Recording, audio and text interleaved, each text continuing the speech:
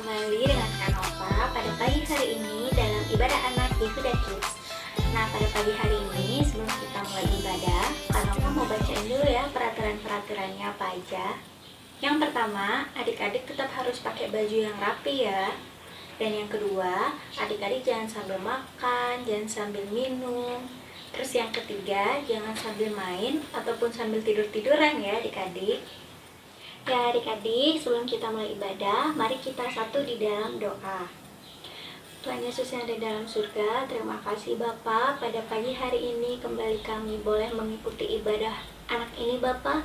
Sebentar kami akan memulai ibadah kami, Kau sertai dari awal sampai akhirnya.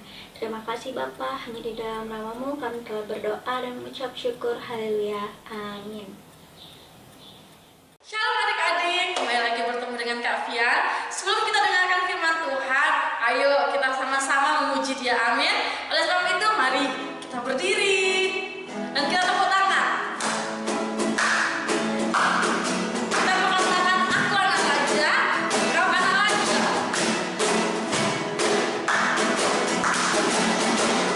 Aku anak raja, dan kau anak raja. Kita semua anak raja. Aku anak raja, dan kau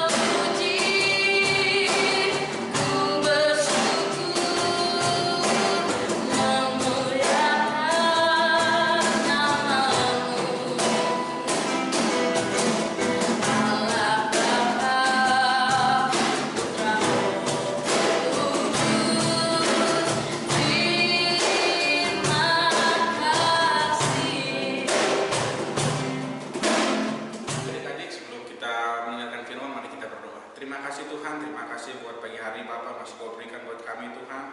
Bapak, kami akan mendengarkan firman-Mu Tuhan, biarlah Bapak apa yang kami dengar ini Tuhan berguna bagi bekal masa depan kami Tuhan. Terima kasih Tuhan Yesus, hanya dalam Tuhan Yesus kami telah bersyukur. Haleluya, amin. Shalom, adik-adik yang terkasih dalam Tuhan. Nah, hari ini kalian akan menceritakan sebuah firman. Tapi sebelum itu, mari kita sama-sama dengarkan cerita Yesus menyembuhkan orang buta. Bartimeus adalah seorang buta, duduk di seberang jalan dekat Yeriko. Mengemis, beberapa orang yang baik hati senang memberinya uang recehan atau sepotong makanan saat mereka lewat. Bartimeus tidak bisa bekerja karena dia tidak bisa melihat, dia hanya bisa mengemis. Suatu hari, jalan raya itu sangat sibuk. Bartimeus mendengar derap langkah pejalan kaki. Kadangkala, hal yang tidak biasa ini terjadi. Dengan segera orang buta ini belajar tentang hal itu sebelumnya. Yesus dari Nazaret berada dalam kota. Orang banyak berkumpul untuk melihat Yesus, untuk mendengar Dia. Yesus anak Daud, kasihanilah aku. Mengapa Bartimeus berseru? Mengapa dia berpikir Yesus bisa menolongnya? Mungkin dia sudah mendengar tentang orang lain yang disembuhkan oleh Yesus. Beberapa orang tuli, beberapa orang bisu, beberapa orang lumpuh, dan beberapa orang buta seperti dia. Anak Daud, kasihanilah aku. Bartimeus berseru lagi dan lagi. Suara kerasnya penuh dengan harapan. Bartimeus merasa yakin dengan satu hal. Jika dia tidak bisa mendapatkan pertolongan sekarang, dia mungkin tidak akan mendapatkan kesempatan lain. Yesus mungkin tidak akan pernah lewat lagi di jalan ini. Bartimeus harus mendekati Yesus. Tetapi orang-orang itu berteriak, "Shh!" Mereka berkata, mereka memperingatkannya untuk diam. Tetapi Bartimeus tidak mau diam. Dia terus saja berseru. Tiba-tiba Yesus pun berhenti, mendengarkan, memerintahkan orang buta itu untuk dibawa kepadanya. Bergembiralah, orang-orang itu berkata kepada Bartimeus, bangunlah, ia memanggilmu. Melemparkan pakaiannya, Bartimeus bangun dan datang kepada Yesus. Lalu, Yesus pun bertanya kepada Bartimeus, apa yang kau kehendaki supaya aku perbuat bagimu? Jawaban apakah yang akan kamu berikan? Akankah kamu meminta banyak uang atau baju-baju baru? Apakah itu yang diinginkan oleh Bartimeus? Tidak, si buta Bartimeus tidak meminta emas atau baju bagus kepada Yesus. Kalian tahu apa yang diinginkannya? Lalu Bartimeus pun menjawab, Tuhan, supaya aku dapat melihat. Bartimeus ingin melihat, untuk melihat pohon-pohon dan burung-burung dan semua hal indah yang diciptakan oleh Tuhan. Dia ingin melihat sehingga dia bisa memperdulikan dirinya sendiri dan tidak menjadi seorang pengemis. Kemudian Yesus berkata kepada Bartimeus, melihatlah engkau, imanmu telah menyelamatkan engkau. Seketika dia bisa melihat dan mengikuti Yesus. Dia hanya bisa berkata, Tuhan itu ajaib, Dia menyembuhkanku. Itu adalah satu peristiwa yang sangat luar biasa untuk Bartimeus. Semua orang saat melihat hal ini memuji Tuhan. Sekali lagi, mereka melihat suatu kuasa yang luar biasa dari anak Allah. Yesus membawa terang bagi pengemis buta yang miskin. Ya, tadi kan kita sudah sama-sama mendengarkan bagaimana Yesus menyembuhkan orang buta. Di sini yang Kak Dea sampaikan adalah yang pertama, kita itu harus mempunyai iman kepada Tuhan. Kita harus belajar dari imannya Bartimeus ini. Kenapa Kak Dea bilang seperti itu? Jadi kan tadi kita sama-sama sudah mendengarkan bahwa ketika Bartimeus ini mendengar bahwa Yesus datang di Yeriko, dia langsung berdiri dan berkatakan, anak Daud, kasihanilah aku, ya kan? Bartimeus itu percaya bahwa Tuhan dapat melakukan mukjizat dan dapat menyembuhkan dia dari sakitnya, ya kan? Di sini yang harus kita belajar adalah kita harus percaya kepada Tuhan, ya kan? Bartimeus itu tahu dari mana? Dia karena sudah mendengarkan cerita-cerita orang, ya kan? Bagaimana Tuhan itu sudah melakukan banyak mukjizat, banyak menyembuhkan orang sakit, ya kan? Nah, kita sebagai anak-anak Tuhan, kita sering mendengarkan firman Tuhan, kita sering rajin ke gereja, ya kan? Jadi, itu yang harus kita pelajari. Apapun situasi kita harus percaya, ya kan? Bahwa walaupun semua pintu-pintu tertutup, Tuhan yang akan membukakannya dan akan melakukan sebuah mukjizat. Nah, terus kadang mengajarkan bahwa iman kita akan menentukan perbuatan, ya kan? Seperti contohnya tadi dikatakan di sini, ketika Bartimeus ini percaya bahwa Tuhan itu dapat menyembuhkannya, yang dia lakukan apa? Dia itu berteriak, dia mengejar Tuhan, ya kan? Sampai dikatakan orang-orang lain itu sampai mengatakan suruh dia diam, ya kan? Tapi Bartimeus itu tetap teriak, anak Daud, kasihanilah aku, ya kan? Dia tetap berusaha. Nah, selain daripada iman, kadang mengajarkan bahwa di setengah apapun situasi kita, ketika kita beriman, kita percaya bahwa Tuhan akan menolong, tetapi kita tidak melakukan apa-apa, itu sama saja dengan nol, ya kan? Karena kan dalam firman Tuhan ada dikatakan iman tanpa perbuatan adalah mati, ya kan? Gak mungkin kan kita misalnya mengalami suatu masalah, ya kan? Ketika kita mengalami suatu masalah, kita percaya bahwa Tuhan akan menolong, ya kan? Kita mempunyai iman tersebut, ya kan? Tapi kita hanya berdiam diri saja, ya kan? Kita tidak melakukan apa-apa, ya kan? Kita hanya menunggu saja jawaban Tuhan tanpa melakukan apa-apa, ya kan? Apakah itu akan terjadi? Ya kan? Itu tidak ada perbuatannya sama sekali. Di sini adalah kita sama-sama belajar itu saling mengimbangi, ya kan? Ketika kita percaya bahwa Tuhan akan melakukan hal yang besar, Tuhan akan menolong kehidupan saya, Tuhan akan mengangkat kehidupan saya, Tuhan akan memulihkan kehidupan saya. Selain itu kita harus mengejar wajah Tuhan, ya kan? Dengan cara apa? Kita berdoa, kita menyembah Tuhan, ya kan? Walaupun sekarang kita belum melihat jawaban, ya kan? Kita tetap terus mencari wajah Tuhan karena kita percaya bahwa Tuhan itu selalu merancangkan yang terbaik, ya kan? Nah, di sini yang kalian mau ajarkan adalah apapun situasi kita sebagai anak-anak Tuhan, tentunya kita mempunyai suatu kerinduan atau pergumulan masing-masing. Contohnya apa bagi adik-adik? Misalnya, adik-adik ingin berdoa bagi masa depan, ya kan? Ingin berdoa bagi sekolah-sekolah adik, ya kan? Tuhan itu yang akan memberikan yang terbaik dan Tuhan akan mengangkat kita menjadi kepala dan bukan menjadi ekor, ya kan? Dan kita harus mengimani itu bahwa Tuhan itu akan memberikan apapun yang terbaik bagi kehidupan kita. Tapi kita harus melakukan bagian kita dengan cara apa? Ya kita harus rajin mencari wajah Tuhan, ya kan? Kita harus rajin berdoa, ya kan? Kita harus rajin mempunyai waktu bagi Tuhan untuk menyembah Tuhan. Selain itu apa? Kita juga harus pelakuan kita harus selaras, ya kan? Tidak boleh ada yang timpang katanya dalam firman Tuhan. Jadi kita harus saling di dalam berdoa, perkataan, perbuatan, perilaku, pikiran itu semuanya harus sama, ya kan? Nah, di sini dikatakan apa? Ketika Bartimeus ini sudah beriman, ya kan, dia percaya bahwa Tuhan adalah satu-satunya penolong dalam hidupnya dan dia mengejar Tuhan, ya kan? Di sini dikatakan apa? Tuhan menyembuhkan Bartimeus, ya kan?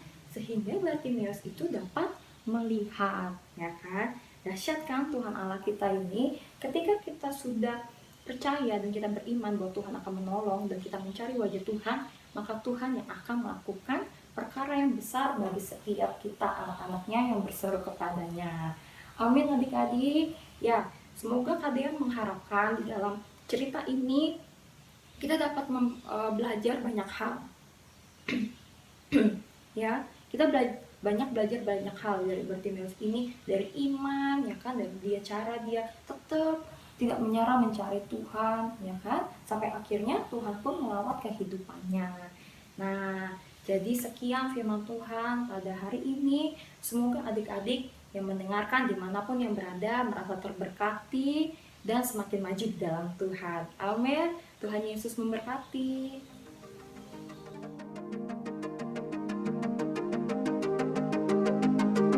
Tadi kan kita sudah ya mendengarkan firman Tuhan. Jadi sekarang waktunya untuk tugas.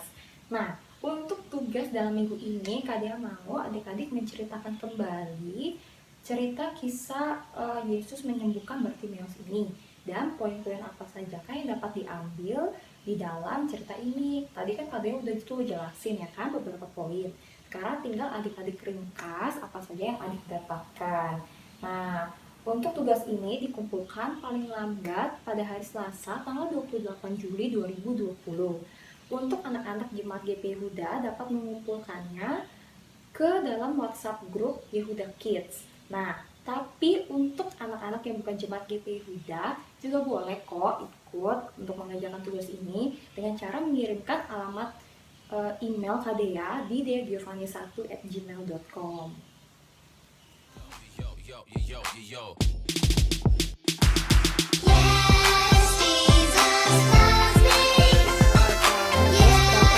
Kaya adalah selalu dalam menolong. Kita tidak boleh membiarkan orang yang terluka, kita membantunya. Dan kita harus berbagi terhadap orang yang tidak mampu. Nah, nggak terasa ya, waktu sudah sampai di akhir ibadah Yehuda Kids. Nah, sekarang untuk menutup ibadah kita, mari kita bersatu di dalam doa. Mari adik-adik lipat tangan dan tutup mata dan kita bersatu di dalam doa.